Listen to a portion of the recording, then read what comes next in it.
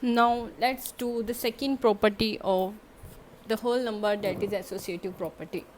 So what is associative property? It's basically an association. See, we are taking any three number, right? 1, 2, 3. Three number are there. Now if I am going to ask you that 5 plus 15 plus 6 plus 5, give me the answer. Now students will do 15 plus 6, that is 21. Then students will add 5, they will get 26. But when they are in the upper classes, when they are experienced, what they will say, that it's easy to add it. Now 20 plus 6 we can add. Now it is a quick answer, it's easier, but the answer is same also. So associative property is telling us that the grouping can be changed in case of addition or multiplication. We are adding 3 number here, we are multiplying 3 number here. Now see the grouping, 2 is grouped with 1 here, 2 is grouped with 3 here, but the answer is same. 2 is multiplied with 1 in first step, here 2 is multiplied with 3 in first step. So basically our answer is same. So the associative property is that if we are having 3 number, we can change the grouping and the answer will be same. So the definition, we can say that the set of whole number is associative under addition and multiplication. If you will take example of subtraction, a minus b minus c or a minus b minus c, you will calculate in both the ways. You can take any number for a, b and c, you can check, the answer will not be same. The same way it will not be same. The same way in division also, if you replace the minus sign with the division, you will say that these are not equal. So the answer is coming same, though the grouping changes is only for the addition and multiplication. Okay, so done. Associative property is done. Closure property, closure also for addition and multiplication, associative also for multiplication and addition. Now let's check for the commutative property. Commutative property is the easiest property, nothing is there.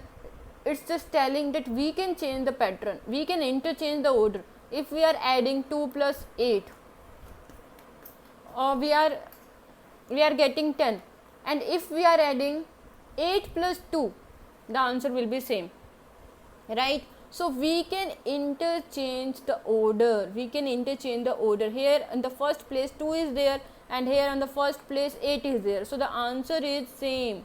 Okay, for addition also and for multiplication also. So the definition is that the sum and the product of two whole number remains the same even after interchanging the order of the number. So it is commutative under addition and multiplication. Now again, addition and multiplication, why not for subtraction or division? You check, 2 minus 8 is equal to minus 6, but 8 minus 2 is equal to 6. Is this same? No.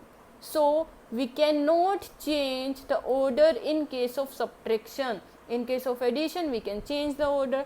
In case of division, we cannot change the order. These values are not same. So for addition and multiplication only we can change the order. Now there is a chart also for closure property, associative property and commutative property. For addition, yes, closure satisfies. For subtraction, closure satisfies. Subtract two whole number, then check the answer. Like 2 minus 3, answer is integer, minus 1, answer is not a whole number. Yes, for 3 minus 2 is a whole number, but not for every number. Okay, so for every number it is not satisfying that whole number minus whole number is equal to whole number, so we will say no. The same way multiplication is satisfied, we have checked. For division, 2 divided by 4, 2 is whole, 4 is whole, but 2 divided by 4 is not a whole number, so no. Okay, associative property we have seen by changing the bracket, by changing the order. So for addition and multiplication it was satisfying. Now commutative we have seen, addition and multiplication we can change the order, but not for the subtraction and division,